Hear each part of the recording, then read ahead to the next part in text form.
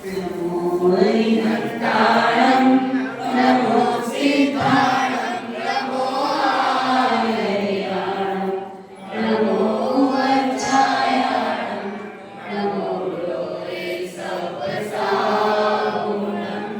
प्रपंच परमेश्वरी भगवान की जय। देवानी देवेश्वर श्री श्रेयोनाथ भगवान की जय। आचार्य गुरुवर विद्यासागर जी महाराज की जय। आचार्य कल्प विवेक सागर जी महाराज की जय। आचार्य समय सागर जी महाराज की जय। परम पूजनीय आर्य श्री विज्ञानवती माताज की जय। ब्रह्मनिका आदित्यवती माताजी की जय। ब्रह्मनिका संघ की जय। क्या हो गया? लड़ाई झगड़ा कितने जल्दी याद है। रोज का विषय तो देरी से बता देंगे, आज का विषय जल्दी से बता दिया क्योंकि लड़ाई प्रारंभ हो गई। किस किस में लड़ाई प्रारंभ हो गई थी? दोनों भाइयों में। क्यों हो गई थी? उस बहन को नहीं पता था कि बहन उस युवती को देख करके, उस सुंदरी को देख करके दोनों का मन खराब हो गया था। खराब होते ही, मन खराब होते ही दोनों का ईगो टकराना शुरू हो गया था। किसी दूसरे से पूछने की जरूरत बची नहीं थी। वो कहता मेरी है, वो कहता कितनी बड़ी बात लगती है।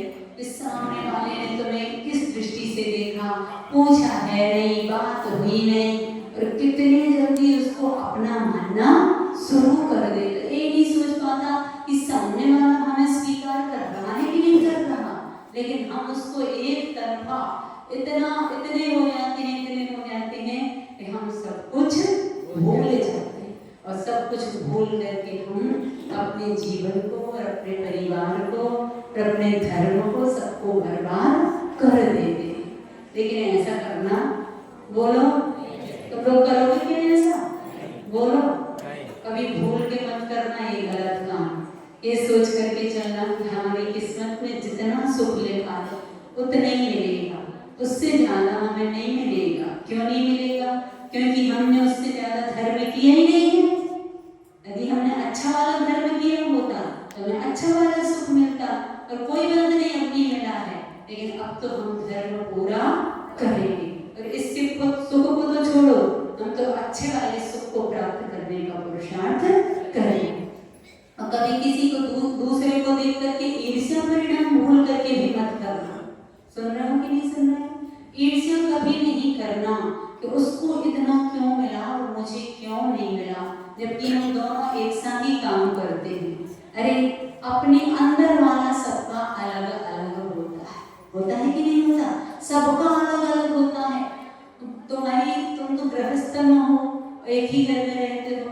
देखो हम तो साधु हैं, जगह जगह व्यवहार करते हैं, लेकिन हम कई बार ऐसी अनुभूति की है हमने कि कहीं जाओ, किसी श्रावक को देख करके उससे बोलने का मन होता है, उसको समझाने का मन होता है, उसको पास बिठाने का मन होता है। और किसी श्रावक को बेचारा को चारों तरफ घूमता रहेगा तो ऐसा लगता है कि दूर क्यों नहीं जाता। ये सब पूर्व सामने वाले के पाप का उदय है ना, तो गुरु का भी मन नहीं होता उससे बोलने का, और सामने वाले के पुण्य का उदय होता है तो अपना समय निकाल करके भी समय देने का मन बन जाए। इसलिए कभी ईर्ष्या नहीं करना। हमने जैसा किया है उसका फल हमें भोगना पड़ेगा। कोई दूसरे का किया हुआ तो है क्या? दूसरे का किया हुआ किसी का किया हुआ नहीं है। और सबसे अच्छा सूत्र जो माता जी ने दिया था कि जो मिला है वो कम नहीं है और जो नहीं मिला उसका कम नहीं। बस तो टेंशन फ्री रहोगे, और नहीं तो टेंशन कर भी रहोगे तो क्या मिलेगा? और जितना है सो और चला। हम तो कई बार कहते कि तुम टेंशन कर लोगे तो बीमार नहीं थे तो बीमार हो जाओ। क्या मिला तुम्हें? एक तो पैसा तुम्हारे पास नहीं था तो तुमने टेंशन नहीं किया, तो पैसा तो आया नहीं, बर्बाद होना और शुरू हो गया। डॉक्टरों के यहाँ देना शुरू हो गया कि नहीं होते? इसलिए कभी क्लेश नहीं करो, टेंशन नहीं करो, और ना उल्टे सीधे काम करो। सीधे सीधे भगवान की भक्ति करो। हमारी किस्मत में जो लिखा होगा वो हमें मिलेगा। समता रखो, शांति रखो, तो जो नहीं लिखा है ना वो लिख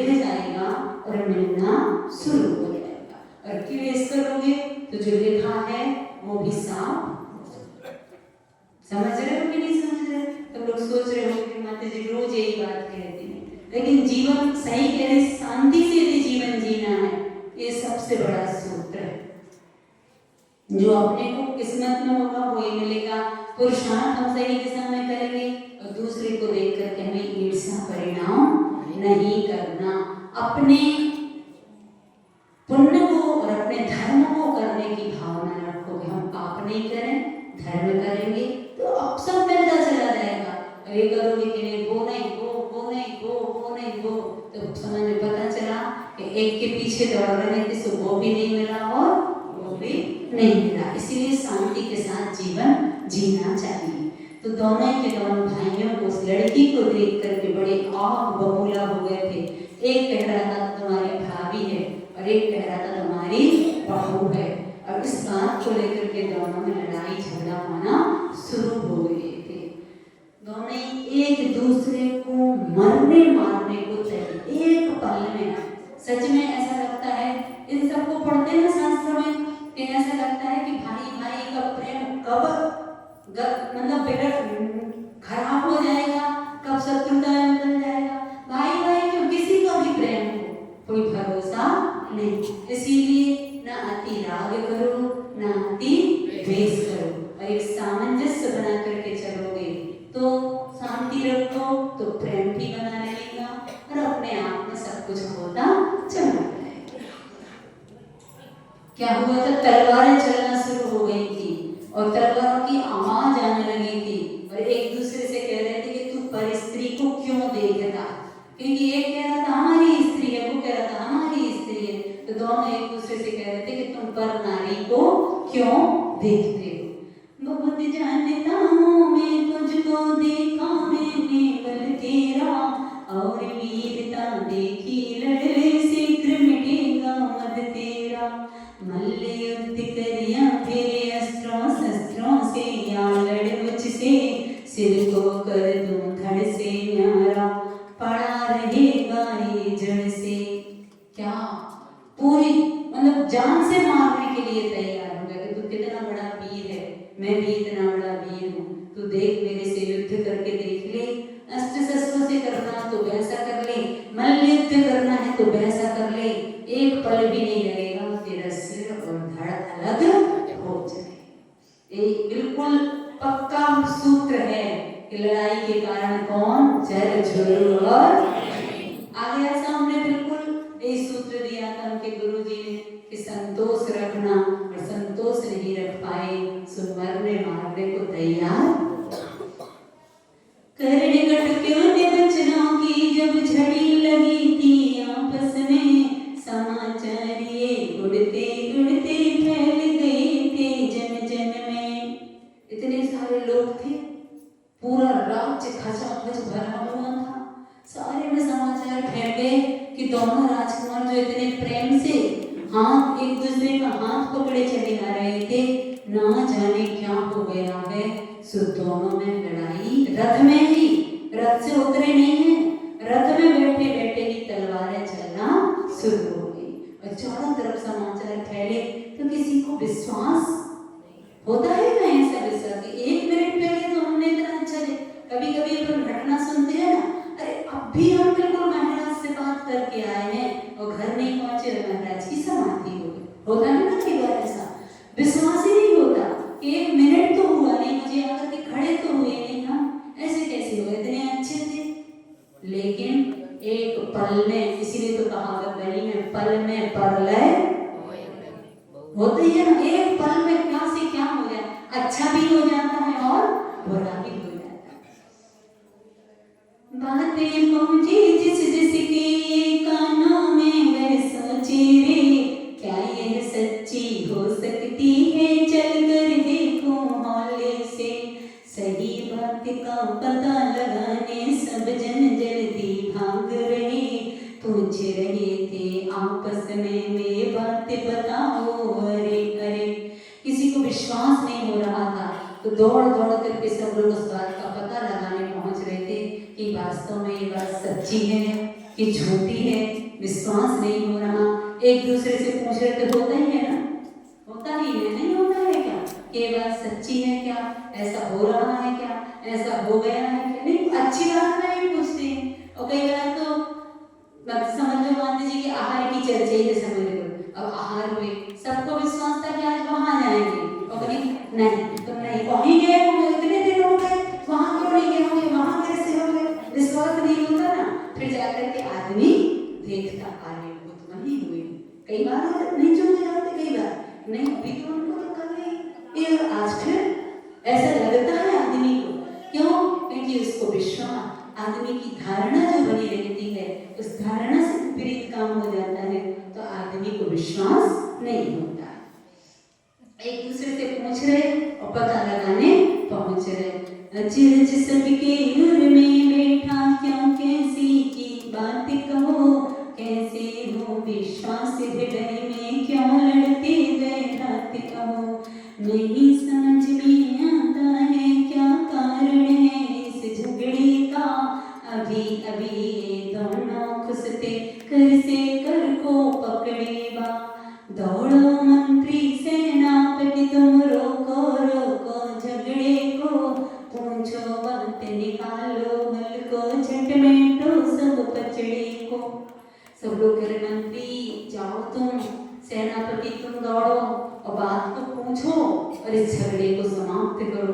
पूरी दुनिया इस झगड़े को देख रही है, क्या सोच रही होगी कि राजा ने अपने बेटों की अगवानी के लिए हमें बुलाया, अरे यहाँ तो कुछ दूसरा ही खेल हो रहा है। भूत लगाया सिर में गर्मी, चढ़ी बताओ गाफिल क्यों, अथवा कोई मंत्र तंत्र का असर पड़ा नादानी क्यों। करते ना होते, जब कोई व्यक्ति को टेंशन हो जाता है, शरीर में गर्मी चढ़ जाती है और वो थोड़ा थोड़ा यूं बोलता है, तो लोग कहने लगते हैं इनको भूत व्यंतर लग गया, वो तो व्यंतर ही परेशान कर रहा है। उस टेंशन को भी, टेंशन नाम का व्यंतर ही तो है, तो वो परेशान कर रहा है। यहाँ पर क्या भूत लग गए हैं, या सिर में गर्मी चढ़ गई है, अथवा एक पागलपन ऐसा क्यों कर रहे हैं, फिर कारण क्या है। अथवा ऐसा तो नहीं कि किसी व्यक्ति ने ईर्ष्या के वशीभूत होकर के इन राजकुमारों के ऊपर कुछ तंत्र मंत्र कर दिया हो, से लड़ने लगे, क्योंकि विश्वास नहीं हो रहा था कि इतने अच्छे दोनों राजकुमार ये लड़ने भी लगेंगे। तो ये सब दुनिया की बातें तो यही सब होती है, नहीं होती है। कोई कहता है आए बाय, मतलब उल्टा सीधा बोल रहे हैं, मतलब पक्का उनको तो भूत लग गए, कहते कि नहीं। गर्मी चढ़ जा रही है, बहुत गर्मी चढ़, कोई भरोसा नहीं उनका, तो करते ही नहीं करते। और फिर कोई ने जादू टोना करके उस पर भी विश्वास कर लेते। तो ये सारी बातें हो रही थी। और फिर क्या कहा, भूखे हैं या भूख राज्य की, जागी मन में भारी क्या, इसीलिए आपस में फिर लड़ना फिरना करें यहाँ, अथवा भोजन उल्टा सीधा किया किसी घर पापी के, वो से भूल कर मत छाया जो करते आपा पिए।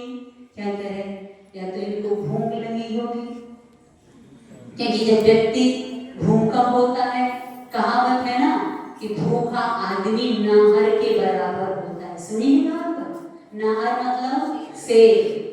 जब भूखा होता है आदमी तो उसको इतनी गुस्सा आती कि शेर के जैसा दूसरों को खाने के लिए तैयार हो जाता। इसीलिए जब कोई व्यक्ति को खूब गुस्सा आ रही हो ना, तो उससे ही कहते हैं कि एक गिलास पानी पी ले तो ठंडा, फिर तेरी गुस्सा शांत हो जाएगी। या फिर अच्छे से पेट भर के खिला दे, तो रोटी खा ले, उसके बाद बैठ करके अपन चर्चा कर लेंगे। रोटी खा लेगा तो गुस्सा शांत हो जाएगी, नहीं तो अच्छी सिर में तेल लगा दो और सुला दो तो भी गुस्सा शांत हो जाती है। तो कह रहे भूखे हैं, या फिर ऐसा भी हो सकता है कि राज्य एक है और बेटे दो हैं। तो ऐसा भी हो सकता है कि इनको राज्य की भूख लगी हो, ये सोच रहे हो कि ये राज्य हमें मिलेगा, वो कह रहा है कि हम बनेंगे राजा, और वो कह रहा है वो होती है लड़ाई, नहीं होती है। पिताजी की संपत्ति पर भी कई बार ऐसा होता है, बराबर रहने के बाद भी झगड़ा हो जाता है। या फिर हो सकता है किसी के घर में उल्टा सीधा भोजन करके होता है कि नहीं होता? कई बार हम लोगों को भी कह देती है माता जी कि आज ये बताओ तुम्हें आहार किसने करवाया है।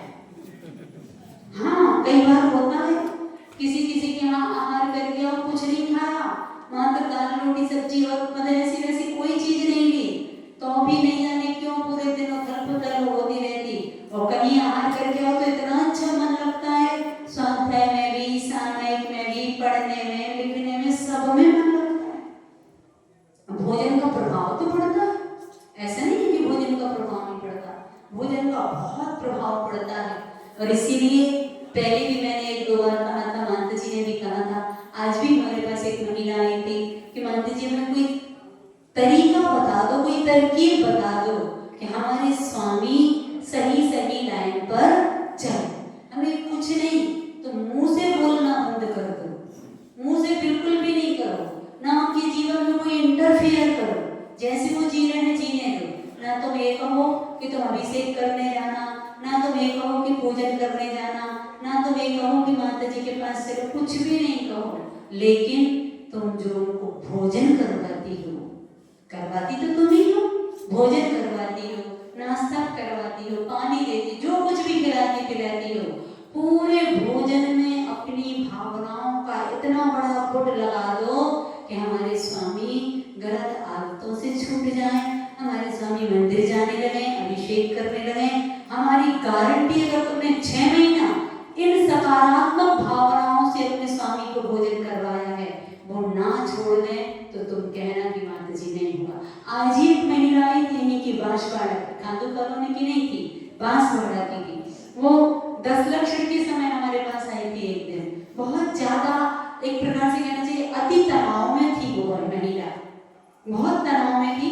बड़ी माता जी आहार करने नहीं थी, हमारा शायद उपवास था या जो कुछ नहीं, माता जी का उपवास था। माता जी मंदिर में बैठी हुई थी, हम नीचे बैठे हुए थे, तो वो कह रही माता जी 1 मिनट हमारी बात सुन लो। उसकी बात सुनी और उसको जब समझाने कि तुम पहले अपने अंदर से नकार निकाल दो कि मेरे स्वामी तो नहीं करेंगे, नहीं करेंगे, उनकी ए निकाल दे तुम, इसको निकाल दे तुम, और सकारात्मक भावना देना शुरू कर कि मेरे स्वामी जिनेंद्र भगवान को छोड़ करके और किसी को नहीं मानेंगे, मेरे स्वामी जिनेंद्र भगवान के मंदिर में जाएंगे, अभिषेक करेंगे, और उनके अंदर, और तुमने जो धर्म को लेकर के दाम्पत्य जीवन में जो दूरियां बनाना शुरू कर दी हैं, तुमने उनको सबसे पहले में, धर्म अपने स्थान पर है और अपना व्यक्तिगत जीवन अपने स्थान पर। धर्म को लेकर के तुम अपने पारस्परिक प्रेम में बाधा मत डालो। अगर तुम उसमें धर्म को लेकर के बाधा डालती हो, जब मैंने उससे पूछा तो बोली माता जी बिल्कुल सही कह रही है माँ, बिल्कुल हम 36 के आंकड़ा में चलते, और सिर्फ धर्म के नाम पर, हमने की बहुत बड़ी गलती कर रही हो तुम, धर्म के नाम पर 36 का आंकड़ा, वैसे भी नहीं बनाओ 36 का आंकड़ा, तुम कभी भूल करके नहीं बनाना चाहिए। ये तो संसार है, सब होता रहता है, जाता रहता है, लेकिन हमने जिस घर में और जिस व्यक्ति के साथ शादी की है उसके साथ हमें जिंदगी भर रहना है। प्रेम से, आज प्रेम से रहोगे तो जिंदगी भर प्रेम रहेगा, और आज तुमने तनाव बना लिया तो जिंदगी भर गांठ बंधी रहेगी। और ये मान करके चलना कि जैसे शादी होते ही तुम दोनों को एक दूसरे की आवश्यकता रहती है, ठीक तुम्हारे बच्चों की शादी होने के बाद फिर तुम दोनों पति पत्नी को एक दूसरे की आवश्यकता होगी। तुम किसको सुनाओगे अपनी बात? बहू को सुनाओगे क्या, कि बेटी को, कि जवाई को सुनाओगे? सुनाओगे तो हंसी के पात्र बनेगे, और एक दूसरे का प्रेम बना करके चलोगे तो एक दूसरे की सुख दुख के साथी बनोगे कि नहीं बनोगे? बनने इसी एक तो गृहस्थ धर्म है। गृहस्थ धर्म का मतलब, दाम्पत्य जीवन का मतलब ही यही है कि आत्मीयता बनी रहे हमारी, एक दूसरे के सुख दुख के हम साथी बने रहे।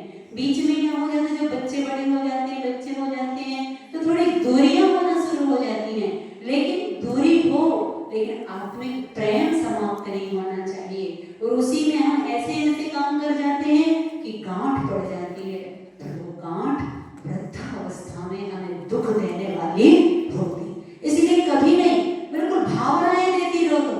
उसको जब मैंने कहा और उसने भावनाएं दी, अच्छा था कि उसने बात मान ली। साथ साथ मैंने कहा तुम बड़े बाबा का विधान करना, उसने करना शुरू किया। आज वो आई थी माता जी, हम आपको बता नहीं सकते कि 1 महीने के अंदर हमारे जीवन में कितना अंतर है। हमारे स्वामी मंदिर जाने लगे, अभिषेक करने लगे और पूरी भावना बना रहे हैं कि अब मैं इन देवी देवताओं के पूरे पोस्टर जितना भी मैं मानता हूँ उनको छोड़ दूंगा। हम कहीं तू बोलना नहीं बिल्कुल, और तू अगर उनको प्रेम देना बंद कर देगी तो तू जीवन से हाथ धो लेगी। मैंने उसको ये कहा था कि जितनी दूरी तू बनाएगी उतना वो किसी और को ढूंढना शुरू कर देंगे। और हम थोड़ा सा खिंचाव हुआ, थोड़ी सी लड़ाई झगड़ा हुई, हमने दूरियां बनाना शुरू कर दी, वो दूरियां बनी और फिर उनका परस्त्री सेवन शुरू। पक्का, चाहे पुरुष हो और चाहे महिला हो, दोनों गलत मार्ग पर चले जाएंगे। इसीलिए दूरियां नहीं बना, एक साथ रहो। और उसने उस बात को मान लिया और उसको समझ में आ रहा, उसने बताया कि माता जी बिल्कुल समझ में आ रहा था जो आप कह रही है, पूरी घटना हमारे जीवन से घट रही है। मैंने कहा अभी भी समय है, चेत जाओ। वो चेत गई, उसने करना शुरू किया। आज आई बड़ी खुश थी कि माता जी 1 महीने में इतना अंतर आया कि अभी भी बोलना नहीं तो तेरी बोलने की आदत है। समझ में आता था, हमें सुनाती है तभी समझ में आया था कि कितना बोलती होगी। नहीं, तेरी बोलने की आदत है, बोलना नहीं, अभी भी मौन से ही करना। और बिल्कुल तू लिख ले, 6 महीने में वो खुद कहेंगे इन सबको अलग करो, जिन्हें भगवान के अलावा और किसी को हम नहीं भूलें। और तुम बोलोगी तो वो बुद्धिपूर्वक तेरे को छेड़ते रहेंगे। वे स्त्रियां बहुत बड़ी गलती कर देती हैं, वो सोचती हैं कि हम मालिक हैं, लेकिन इस बात का ध्यान रखना, तुम स्त्री हो, तुम कभी मालिक नहीं बन सकती हो। तुम्हें तो उनकी स्वामिनी बनो तुम, लेकिन मालिक तुम उनके ऊपर रौब दबाना शुरू करो, ये गलत है। स्वामी तो स्वामी होता है, स्वामी तो पुरुष होता है, वो पुरुष ही रहेगा। और तुम उनको दबाना शुरू करो तो फिर पूरा गड़बड़ हो जाता है। और इसीलिए नीतिकारों ने कही है कि शादी हमेशा बराबरी वालों में करो, लेकिन इंजीनियर की शादी इंजीनियर से नहीं करना, डॉक्टर की डॉक्टर से मत करना, वकील की वकील से मत करना। पहले जमाने में होता था, अगर बेटी सीधी शादी है तो लड़का थोड़ा तेज ढूंढते थे कि नहीं, और लड़की अगर बेटी तेज है तो भैया थोड़ा सीधा साधा ढूंढ। सही है ना? बिल्कुल सही है।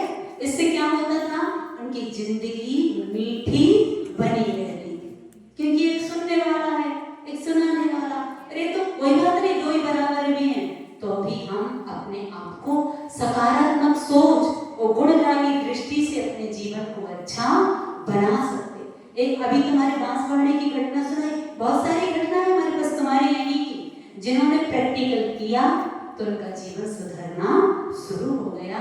और अपने को तो विनम्र रहना ही चाहिए। तुम कितना भी कुछ कर लो, तुम्हें तो छोटे बन करके रहना ही पड़ेगा। और तुम ऊपर उठ करके बन रहना चाहोगी तो तुम्हारा दाम्पत्य जीवन बिखर जाएगा। बच्चों का क्या होगा? और कई बार जब बच्चे बड़े हो जाते हैं, कितनी लज्जा की बात है, कई बच्चे अपने माता पिता को समझाते हैं कि तुम दोनों लड़ो नहीं, है ना? तुम्हारे खादू कॉलोनी में भी तो नहीं होंगे ऐसे, लेकिन ऐसा नहीं। कई बार बच्चे समझाते हैं कि माँ तुम धैर्य रख लो, पिताजी को पकड़ के जिसके ऊपर उनका चल जाता है वे उसको समझा देंगे। लेकिन कितनी लज्जा की बात है, नहीं है लज्जा की बात कि जिनको हमने जन्म दिया, पालन पोषण करके बड़ा किया, और कई बार तो बच्चे हमें न सुनाते कि माता जी एक बार हमारे माता पिता को समझा दो, वे प्रेम से रहना सीख जाए। बच्चों को सब बड़े हो गए बच्चों को सब पता रहता है।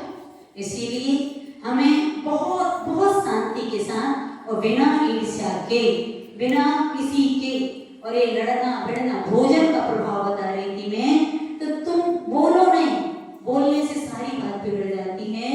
तुम भोजन करवाते चले जाओ और उसमें सकारात्मक सोच भर भर करके खिलाते चले जाओ।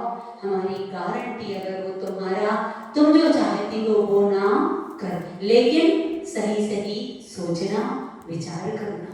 और भावनाएं तो बहुत बड़ी होती हैं, नहीं होती? जब बुद्ध तीर्थंकर प्रकृति का बंद करते उसके पहले समूचे विश्व की मैत्री की भावना मानते हैं। कल्याण की भावना भाते हैं तो उनको तीर्थंकर प्रकृति उस 3 लोक में तहलका मचाने वाली। कैसे ऐसे थोड़ी भक्ति, ऐसे थोड़ी। सबके जीवों की भाव अच्छे भाव रखो, सकारात्मक सोच, सबका सुखी हो, सबका कल्याण हो। और अपने स्वामी में, अपने बच्चों में कभी भी उनकी गलती को नहीं देखो, उन्होंने कितना अच्छा किया है उसको देखो। अगर 100 अच्छाई की और एक गलत कर दिया तो एक गलती का हम ढिंढोरा पीटते हैं और 99 अच्छाइयों को हम दबा जाते हैं। बस एक बहुत बड़ी गलती हो जाती है। जबकि हमें इस एक गलती को दबाना था और 99 अच्छाइयों का ढिंढोरा। और प्रशंसा करते चलो, बोलने ही तुम्हें तो प्रशंसा करो। हमारे स्वामी जैसे स्वामी तो दुनिया में हो ही नहीं सकते किसी के। और ऐसे ही सोचना चाहिए, ऐसा सोचोगी तभी ठीक है। और तुमने एक दूसरे से तुलना की कि उसके अच्छे, मतलब तुम अपने सील व्रत को भी भंग कर रहे हो। इसीलिए क्या सोचोगे तुम लोग? बोलो अच्छा, भावनाएं दो। अभी से भावना देना शुरू कर दो कि हमारे स्वामी शमो शरण में बैठ करके पूजा कर लें। और मैंने कहा था ना सुबह इतनी क्या पहले, मैं अभी भी कह रही हूँ, तुम बिल्कुल नहीं घबराना। तुम तो इंद्राणी बन जाना, नाम लिखवा देना, रसीद ले जाना, कपड़े ले जाना, सुखा देना, हमारी गारंटी को पूजा करने आएंगे। जब द्रव्य क्षेत्र का अनुभव मिला लेते हैं ना तो पक्का है कि उनका भी मन बनता है। देख देख करके भी मन बनता। और अच्छी भावना, और खिलाओ पिलाओ अच्छे से, प्रत्येक एक बूंद पानी भी पिलाओ तो उसमें भी एक ही भावना भर करके पिलाओ कि भगवान इनका धर्म करने का मन बने, इनको सद्बुद्धि मिले। बोलना नहीं है, बोलोगे तो आदमी कहेंगे पागल हो गई क्या। हाँ, बड़बड़ाते रहोगे तो यही कहेंगे। बोलना कुछ भी नहीं है, सिर्फ अपनी प्रसन्न मन की, क्लेशित मन की नहीं। कैसे मन से?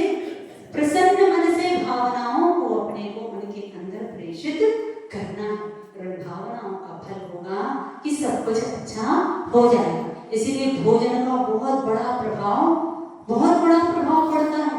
मैंने बताया ना, कहीं कहीं करके आओ तो इतना मन लगता, कभी कभी इसमें मन लगता, कभी कभी हमारी माता जी कह ही देती हैं किसके आहार करके आई, होता है ना। कभी स्वास्थ्य खराब हो रहा है, विचलित हो रहा है, कभी कभी बहुत अच्छा लगता है तब भी पूछती हूँ तो किसने आहार करवाए थे, आज तो बड़ा मतलब लगता है ना। भावनाएं होती हैं, इसका प्रभाव पड़ता है। तो तुम लोग क्या करोगे? बोलो, सो रहे थे क्या सब इतनी देर? तो बोलो क्या करोगे? अच्छी सोच रखेंगे, अच्छी भावनाएं करेंगे और धारणा बना करके चलेंगे कि मेरी किस्मत में सुख इन्हीं से मिलेगा, किसी दूसरे से मिलने वाला नहीं। अगर दूसरे के पास चले जाएंगे तो हमने नरक का दरवाजा खोल दिया। क्योंकि पर पुरुष सेवन तो व्यभिचार है, नहीं है, व्यभिचार है। इसीलिए जो था किस्मत में वो सबसे अच्छा कौन है? हमारे माँ जी कितनी बार कहती, नहीं कहती, उसको ही ध्यान में रखना। मारे बंधु को पूज्य पिता का राज्य हड़पना चाहिए क्या, वृद्ध अवस्था में धोखा दे ऐसा बेटा खाएगा। क्या कह रहे हैं? ऐसे बेटों से क्या मतलब कि पिता को, भाई को मार करके पिताजी का राज्य लेना चाह रहा है। ऐसा जो वृद्ध अवस्था में धोखा दे दे, ऐसे बेटे से तो कोई मतलब। लेकिन थोड़ी अपनी भी कमी होती है, तब जाकर के बेटा ऐसा कर। अपने को भी अच्छी सोच और अच्छे कार्य, बेटे के प्रति अपनी भावनाएं भी अच्छी रखना चाहिए। इसी भांति की अनेक बातें करते करते नर नारी लगे देखने जाकर दोनों का झगड़ा जो है खारी। तभी वृद्ध जन मंत्री आदि की भीड़ चीरते निकट गए और पूछने लगे, कुमारों क्यों लड़ते यूं बिकट हुए। अरे आपकी फूट शत्रु को आमंत्रित जब कर देगी, आक्रामक बन रिपु की सेना धन दौलत सब हर लेगी। मंत्री थे, राजा के हितैषी थे, होते हैं ना हितैषी, कि भैया हम तो तुम्हारा हित ही चाहेंगे, हम पूरी कोशिश करेंगे भीड़ को चीर करके और राजकुमारों के पास गए और पूछ रहे कि आखिर क्यों लड़ रहे हो, ये बताओ। तो मेरी समझ में नहीं आ रहा कि तुम दोनों का लड़ना तीसरे शत्रु का आक्रमण होता है कि नहीं होता।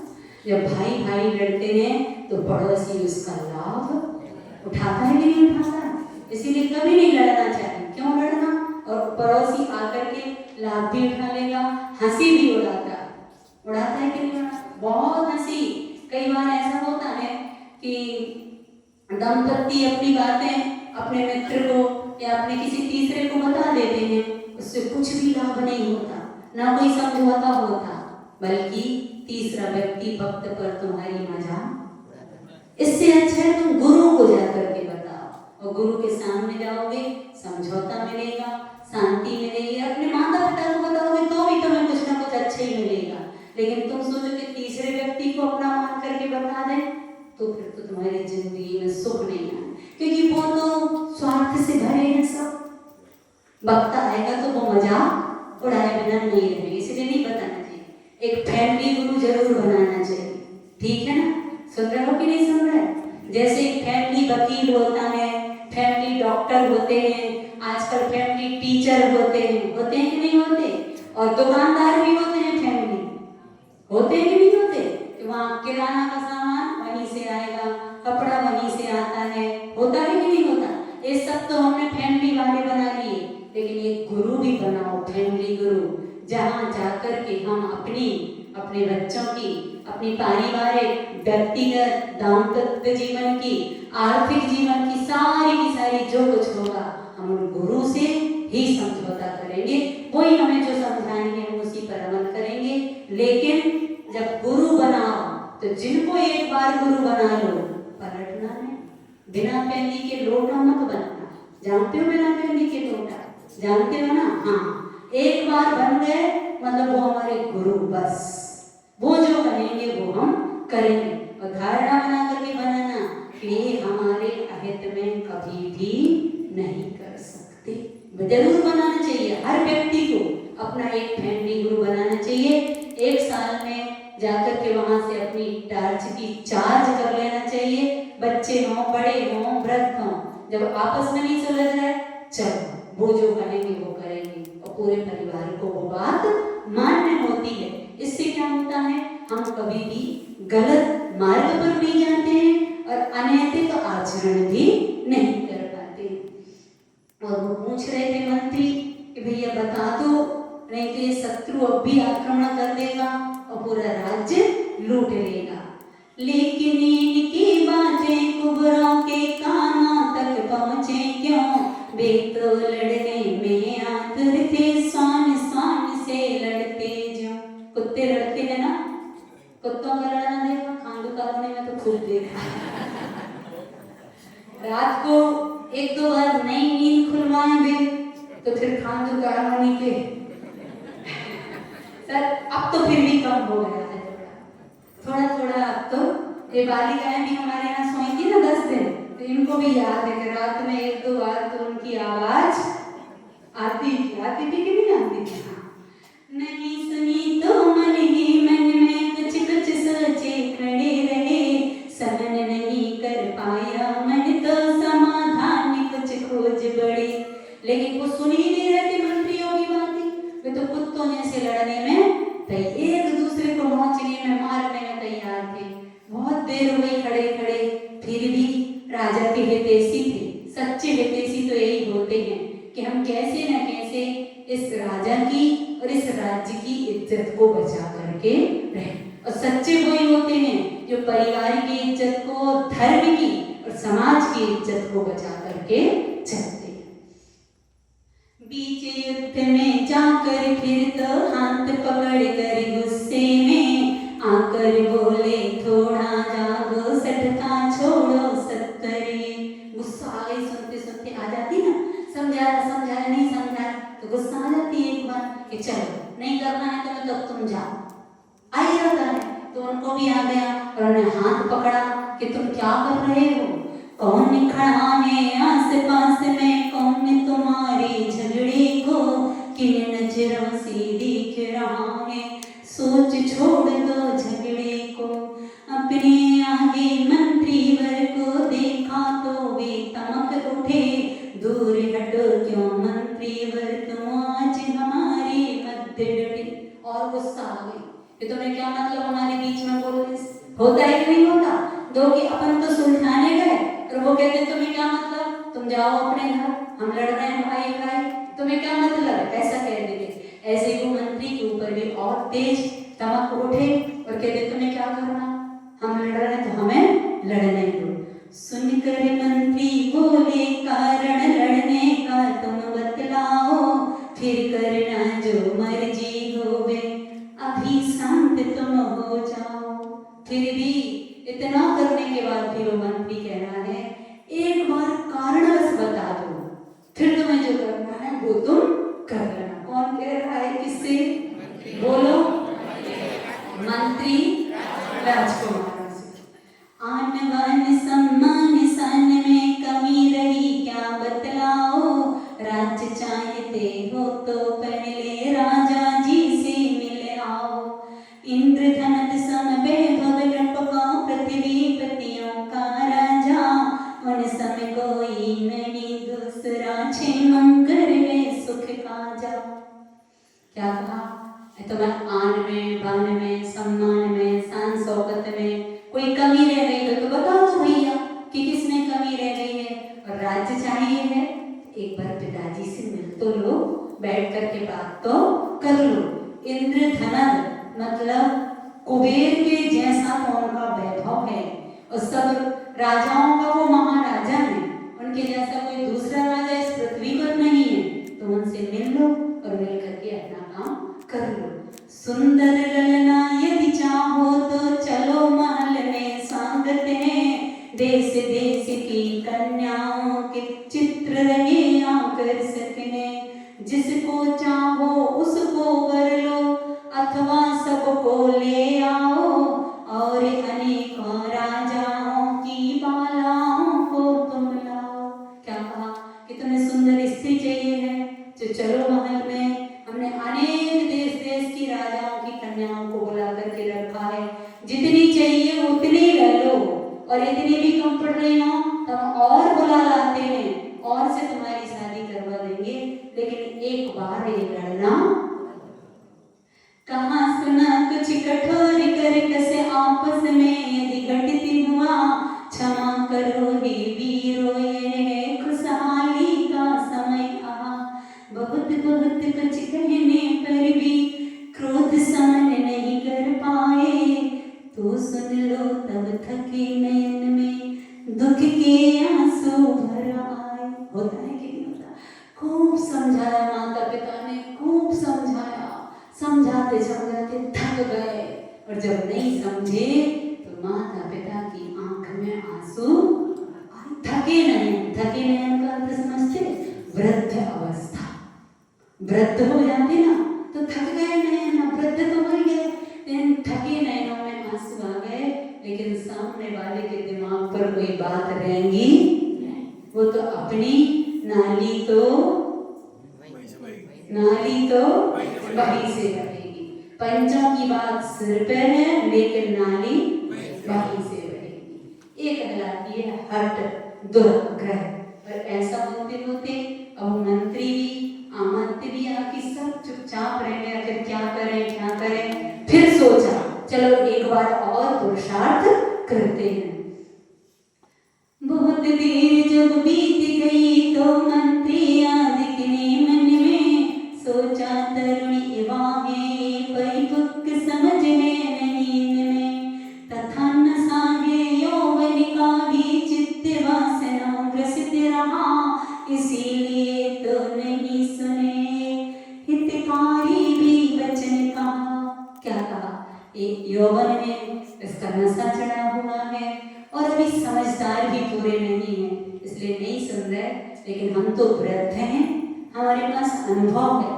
चलो एक बार फिर से अपने बेटों के ऊपर सिर पर हाथ फेरते हैं कि बेटा अभी भी मान जा, एक बार बात मान जा, फिर देखना तेरे को कितना कैसा क्या क्या नहीं मिलेगा। सोच सोच करे सामने समाधान कर मन में ही साहस कर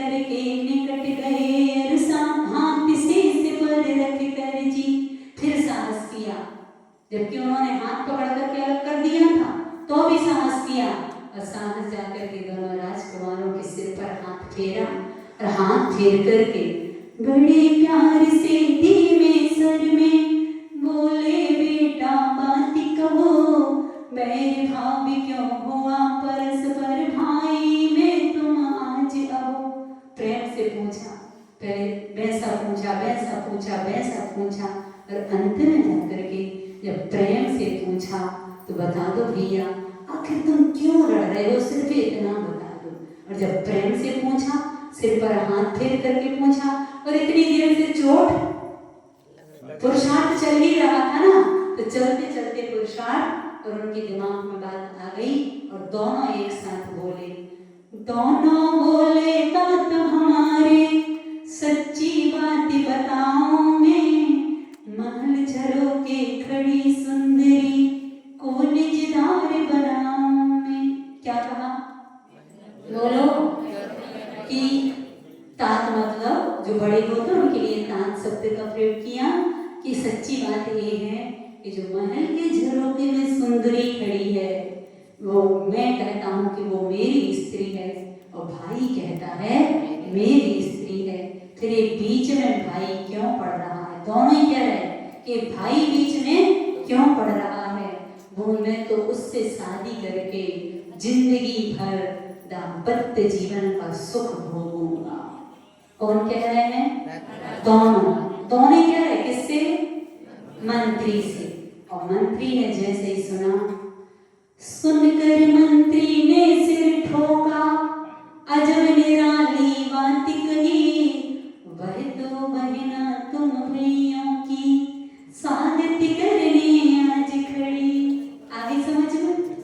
मंत्री ने सिर ठोक करके कहा, अरे कहाँ तुम पागल हो गए हो, वो कोई और नहीं है, वो तुम्हारी सहोदरा है, और वो तो तुम्हारा स्वागत करने के लिए पलक पावड़े बिछा करके तैयार खड़ी है। देख देख कर प्रमुदित हो वह करे प्रतीक्षा आतुर हो, तरस रही है तड़प रही है तुमसे मिलने कातर हो। मंत्री बच सुन मानो सौ घट पानी के उलट पड़े, उनके ऊपर मन में भाव विविध थे उमड़ पड़े। कौन रहे हम कहाँ खड़े हैं, क्या करना क्यों करना है, समझ नहीं कुछ आया मन में, जीना है या मरना है। आगे समझते? जैसे ही सुना ऐसा लग रहा था कि जैसे किसी ने हमारे ऊपर पानी के 100 घड़े, इतनी शर्मिंदगी महसूस हो रही थी कि हम कितने गाफिल हो गए वासनाओं में, रूप को देख करके हम इतने गाफिल हो गए कि हम अपनी बहन को भी नहीं पहचान पाए। हमने इतना बड़ा पाप कर लिया। किसको हो रही थी गिलानी ऐसी? दोनों राजा। ऐसा लग रहा था कि अब इस जीवन से क्या मतलब है, जहां हम अपनी बहन के ऊपर मोहित हो गए। अब इस जीवन से मतलब क्या है? कि हम अपनी वासनाओं को इतना भी नहीं संयमित कर पाए, कि हमने ये भी नहीं सोच पाया कि आखिर कौन है, थोड़ा पता तो लगा लेते हैं। लेकिन वासनाएं इतनी अंधी होती हैं कि भाई और बहन भी पति पत्नी के रिश्ते में बंध जाते हैं। इतनी अंधी होती। आज वर्तमान में कितनी घटनाएं हैं। सुन करके ऐसा लगता। और दूसरी जगह नहीं, अपनी जैन समाज की भी इतनी घटनाएं हैं। सुन करके ऐसा लगता है कि माता जी अब क्या करें। एक भाई ब्रह्मचारी है और एक भाई ने अपनी बहन से शादी की है। वर्तमान की घटना सुना रही हूँ। एक भाई तो ब्रह्मचारी है, आचार्य महाराज के संग में सब कुछ है, और एक भाई ने देखा ही नहीं कि कौन है आकर, ना बहन ने सोचा कुछ। और एक सिर्फ इसका कारण कल बताया था ना, वो ही है कि माता पिता अकेला छोड़ करके महीनों को चले जाते हैं और घर में पूरी इस प्रकार की सामग्रियां रखी हुई हैं। और आजकल बच्चों को छोड़ देते ना, खेलते रहो घूमते रहो बराबर। कल कहा था ना मैंने, ऐसी गलती कभी भूल करके मत करना। आखिर उनके गुर में उत्तम, इस प्रकार से ये पूरी की पूरी बात बात उठी।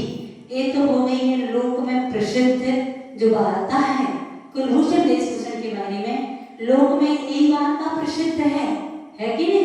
इस गुरुकुल से पढ़ करके आ रहे थे और अपनी बहन पर मोहित हो गए, और जब पता चला कि मेरी बहन है तो दोनों को वैराग्य आ गया। ये लोक चलित बात है, लेकिन पद्म पुराण में एक और घटना आती है कि उनकी दूसरी घटना से उनको वैराग्य है। बात तो यही है कि वो बहनों पर मोहित हुए थे, लेकिन यहाँ मंत्री ने जाकर के बताया कि वो तुम्हारी बहन है, और वहां ऐसा आया है लोग पद्म पुराण में कि वो सुबह उठ करके जो बिरुदावलियां गाते ना राजा के यहाँ, जो गाने वाले होते ना किन्नर गंधर्व, तो वो सुबह उठ करके राजा के, रानी के, राजकुमारों के यश को गाते हैं। तो वो भी ऐसे ही बगीचे में थे और बहन को देख के मोहित हो गए थे, और वहीं वो विचरण कर रहे थे, और वहीं वो बंदी जन उनके गीत गा रहे थे कि विमलामती रानी तू धन्य है, तेरे दो इतने अच्छे कुलभूषण देशभूषण जैसे बेटे हैं और कमलावती जैसी तेरी बेटी है। जैसे ये सुना ये बिटिया है, ये हमारी बहन है, और उनको वैराग्य आ गया था। बात वही है, लेकिन थोड़ा सा प्रसंग अंतर पढ़ लेना तुम लोग। और इस प्रकार से जब उनको वास्तविक ज्ञान हुआ दोनों भाइयों को, तो दोनों के अंदर क्या उत्पन्न हो गया था? और वैराग्य जैसे आया, और वैराग्य आते ही उनको ऐसा लग रहा था, सबसे पहले तो वैराग्य से भी ज्यादा तो उनको इतनी गिल्टी फील हो रही थी कि हमने कितना बड़ा पाप कर लिया। इस पाप को धोने के लिए हम क्या करें और क्या ना करें, ये सोच रहे थे।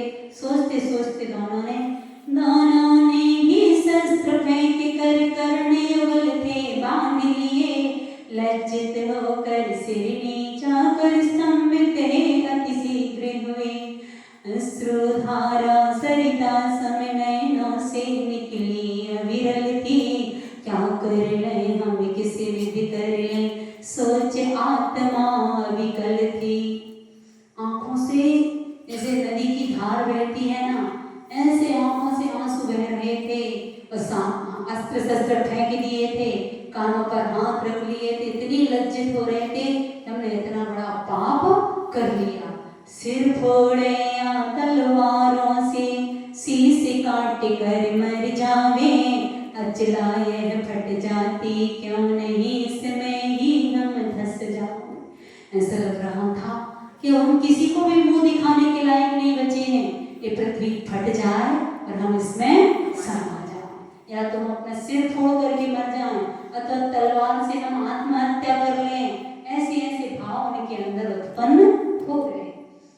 वज्रपात हो जावे हम पर, हमें उठा ले हे जिनवर, किस मुख से हम ऊपर देखें, पुती काली माँ है मुख पर। कहते हैं हमारे पर बिजली गिर जाए तो हम मर जाए, नहीं तो हे भगवान हमें उठा लो, इसी वक्त तो उठा लो।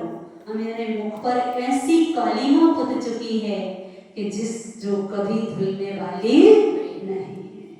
सचिव अब जो मंत्री आदि थे वो उनको समझाते हैं कि कोई बात नहीं, अज्ञानता से ऐसा हो गया है तो अब छोड़ दो उसको और अपना नया जीवन शुरू करो। हम माता जी भी कई बार कहती हैं, जब माता जी के पास आते हैं लोग अपने अपने बातें सुनाते हैं, तो माता जी कहती हैं छोड़ दो, पुरानी पूरे की पूरी बातों को छोड़ दो और नया कार्य शुरू करो, नया जीवन शुरू करो। ना तुम उनकी गलती देखो और ना तुम उनकी गलती देखो, जो हो गया सो हो गया, उसको छोड़ दो। वो भूत जैसा था सो निकल गया, अब लेकिन अच्छा भविष्य बना लो, वर्तमान को अच्छा बना लो तो भविष्य अच्छा बन जाए। जो निकल गया सो निकल गया, उसको पीटते नहीं रहो। माता जी बार बार कहती कि लकीर को मत पीटो, लकीर को पीटने से कुछ होने वाला नहीं है। अब आगे अपनी जिंदगी को अच्छा बनाना शुरू करो और वर्तमान अच्छा बनेगा तो भविष्य निश्चित तौर पर उज्जवल ही बनेगा। और अपना समय हो गया है, अब आखिर उनके मंत्री आदि कैसे समझाते हैं और समझाने के बाद उन दोनों की वैराग्य जो उत्पन्न हो रहा था, वो वैराग्य कैसा होता है, क्या वो अपने माता पिता से मिले कि नहीं मिले, राजमहल में प्रवेश किया कि नहीं किया, ये सारी की सारी बातें तुम्हारे सामने आएंगी। आज अपना समय हो गया है, जाओ।